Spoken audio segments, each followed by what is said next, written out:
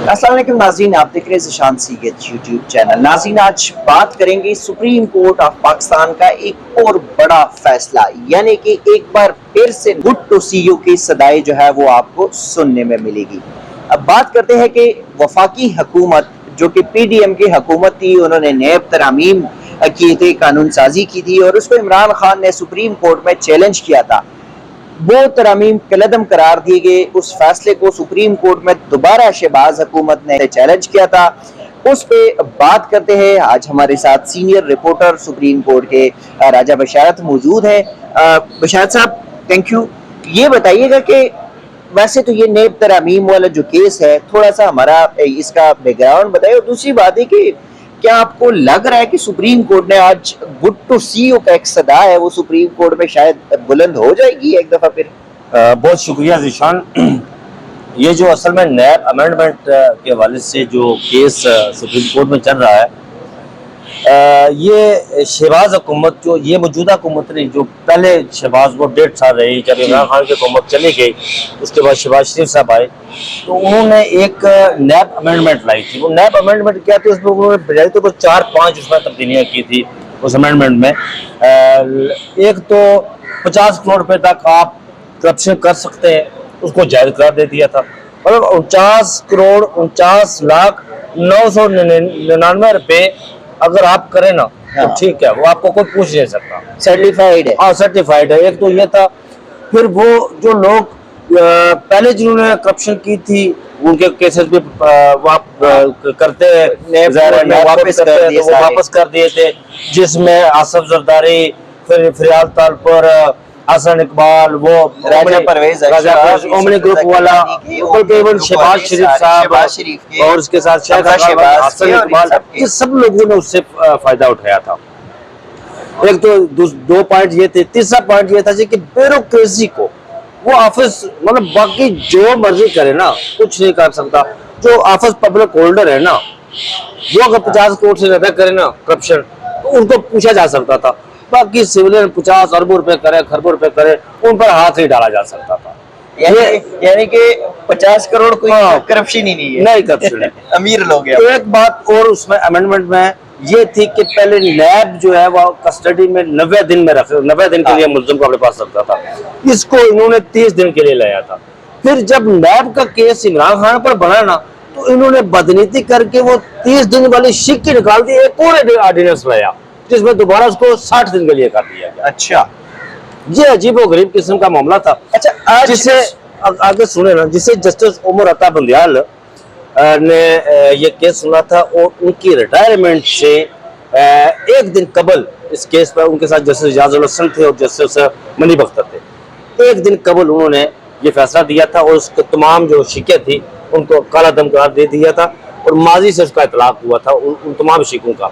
माजी से फिर पता है आपको कि दोबारा गाड़ियां बढ़ कर जो है ना वो नैब कोर्ट में जाना शुरू हो गई थी। अच्छा, आज क्या हुआ? ये जो गुड टू सी यू वाली बात आप करते हैं ना, अगर आप कहें तो मैं थोड़ा सा ये बताऊं कि ये good to see you Imran Khan को उमर अता बंदियाल ने नहीं कहा था।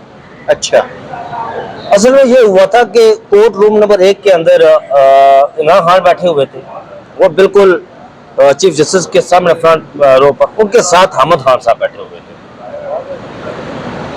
तो आपको पता होगा नाज़रीन, ये आप मैं बताना चाहता हूँ कि जो हामिद खान है ना, उन्हें तमाम अदालतें, वो लोअर कोर्ट हो या हाई कोर्ट हो या सुप्रीम कोर्ट हो, हामिद खान को खान साहब क्या क्या पुकारा जाता है। जजेस उन्हें खान साहब क्या क्या पुकारते हैं, हामिद खान ने कहते हैं। हाँ।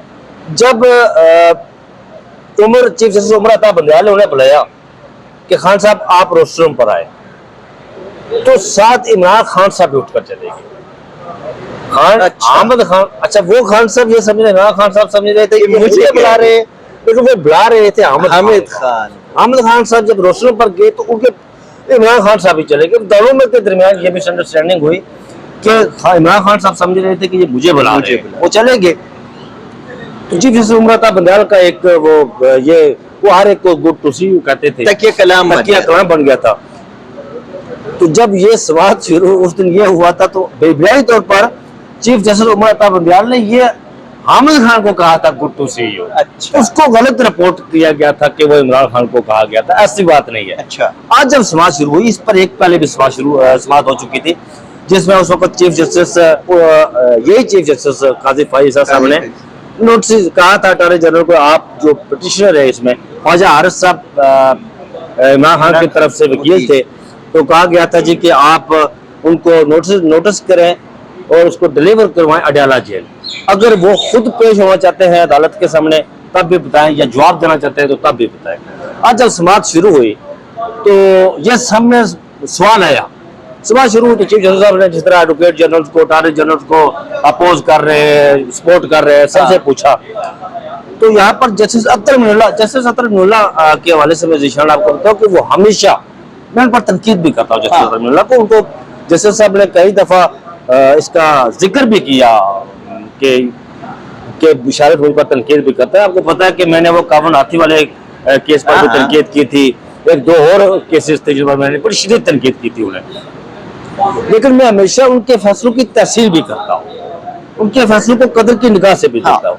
वो हमेशा जो आपका आर्टिकल 10 कहता है ना, उसकी बात करते हैं, वो फंडामेंटल राइट की बात करते हैं, वो हमेशा उन चीजों को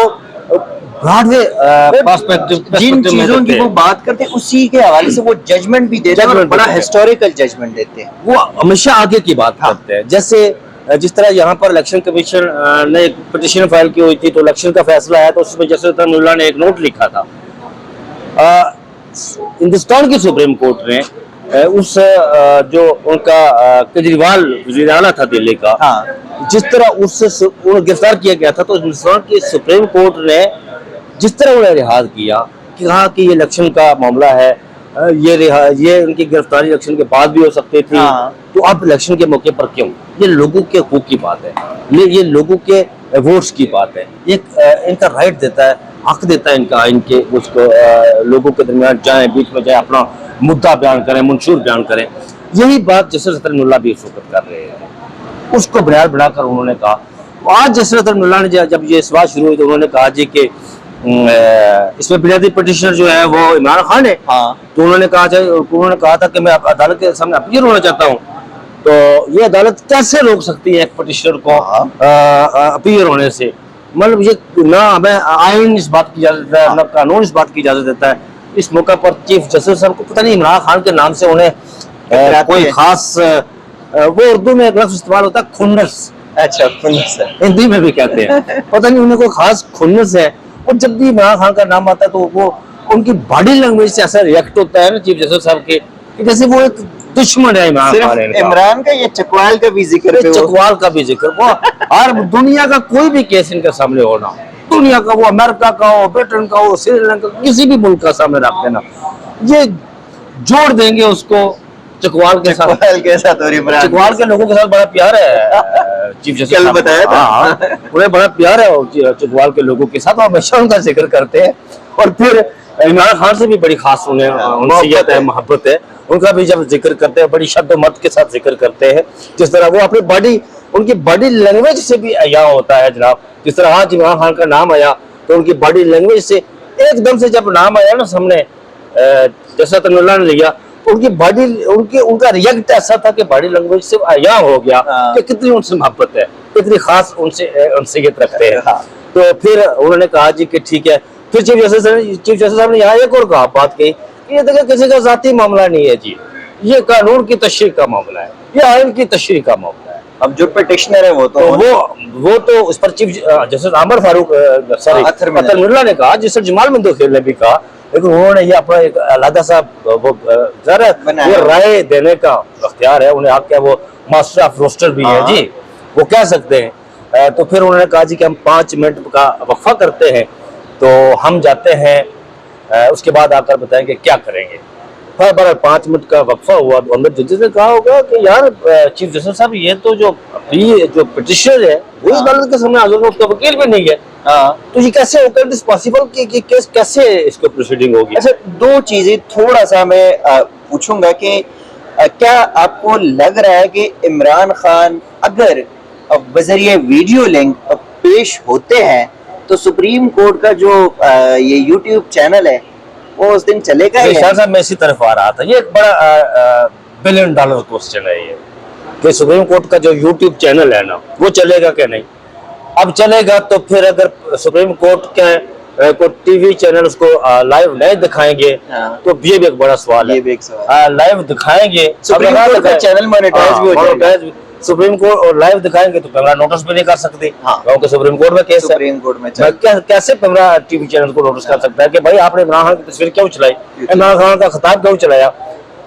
मेरे ख्याल में आई थिंक सो कि ये लाइव होगी प्रोसीडिंग। मैं नहीं समझता कि इसमें कोई ऐसी कोई टेक्निकलिटीज बनाकर कहा जाए जी के खराब हो गया ये हो गया, ऐसा नहीं होगा। प्रोसीडिंग लाइव होगी और चैनल से चलाए भी गए। अगर प्रोसीडिंग लाइव सिर्फ उसको सोशल मीडिया अपने तक रखा गया यूट्यूब तक तो फिर उस दिन तमाम ट्रैफिक जो है वो सोशल मीडिया की तरफ चली जाएगी। तो टीवी चैनल्स को कैसे होगा। लेकिन वो जिस तरह आपने कहा कि काजी साहब और खान साहब में बड़ी मोहब्बत, हाँ उस दिन ये होगा राजीशान कि जिस तरह खान साहब का मिजाज है, क्योंकि मैं पिछले 3-4 साल से आपको पता है हाई कोर्ट में भी खान साहब के साथ उनका केसेस कवर करते हुए उनके साथ बातचीत होती रही मुख्तलिफ जगहों पर। खान साहब का आप स्पीचेस भी सुनते रहे। जिस तरह अभी recently election commission of Pakistan का वो गया था दुरानी के पता नहीं कौन मेंबर था, तो खान साहब ने वहां पर वो केस कुछ और तरह पूरे ले लिए थे। जिस तरह खान साहब का मिजाज है, मैं समझता हूँ कि खान साहब उस दिन इस नायब तरमीम के साथ साथ वो सब कुछ क्या देंगे जो वो कहना चाहते थे, जो वो खत भी भेज चुके थे, वो सब कुछ उस दिन वो कहते कि ये बड़ा इंपॉर्टेंट होगा, जो कि काजी साहब नहीं चाहेंगे। काजी साहब, अच्छा आज एक और बात काजी साहब ने अभी की ना, काजी साहब भी तो है तो माशाल्लाह बड़े ज़हीन और फतीन है, इसलिए चीफ जस्टिस बने ना। आम आदमी तो चीफ जस्टिस नहीं बन सकता। उन्होंने कहा क्यों ना ख्वाजा अरस को वकील मुकर्रर कर दिया जाए, उनकी फीस का भी हम बंदोबस्त कर देते हैं। और ये कहोगा जी अच्छा खान साहब ने अगर कुछ बात करना, अच्छा ठीक है खान साहब हमने काजी साहब कह सकते हैं हमने आपका वकील ख्वाजा आरफ साहब को मुकर्रर कर दिया है, अब वकील बोले फीस का भी बंदोबस्त कर दिया, आपकी जो बात थी वो हम सुन चुके हैं, अब आपका वकील भी बोलेगा। ये भी काजी साहब कह सकते हैं, लेकिन वहाँ पर आजाद मंशत भी है। काजी साहब आजाद मंश मैं नहीं कहता कि वो आजाद मंश नहीं है, मोहब्बत में जंग जायज है, मोहब्बत में भी आजाद मंश तो वो ही है, लेकिन बाकी भी लोग बैठे हुए हैं जिसकी वजह से आज ये सारा मामला हुआ। आई होप सो के 16 तारीख को इंशाल्लाह उस दिन मैं समझता हूँ कि कोर्ट रूम नंबर 1 अभी जो है ना केस की प्रोसीडिंग हो रही है, वहाँ को 2, 4, 10, 15 लोग बैठे होंगे, लेकिन उस दिन मेरे ख्याल में वहाँ जगह नहीं मिलेगी, हम साथियों को भी जगह नहीं मिलेगी। बहुत शुक्रिया राजा बशार साहब। जी नाज़रीन, इमरान खान को 16 तारीख को वफाकी हुकूमत बजरिए वीडियो लिंक पेश करेंगे या नहीं, ये भी एक सवालिया निशान है, क्योंकि माजी में हम देख चुके हैं कि अदालतों को जो है वो दूसरे लाइन पे लगाना ये वफाकी हुकूमत को या ब्यूरोक्रेसी को खूब आता है, लेकिन काजी साहब इस मामले पे स्ट्रिक्ट एक्शन लेंगे, स्ट्रिक्ट डायरेक्शन देगा या नहीं, ये भी देखना होगा। और क्या इमरान खान की अदालत बजरिए वीडियो लिंक पेशी सुप्रीम कोर्ट का वेबसाइट डाउन तो नहीं होगा, ये भी एक सवालिया निशान है जो कि हम उसी दिन के लिए छोड़ रहे हैं। अब तक के लिए इतना ही, इसी किस्म की चीजें आपके साथ शेयर करते रहेंगे, तब तक के लिए दीजिएगा इजाजत, अल्लाह हाफिज।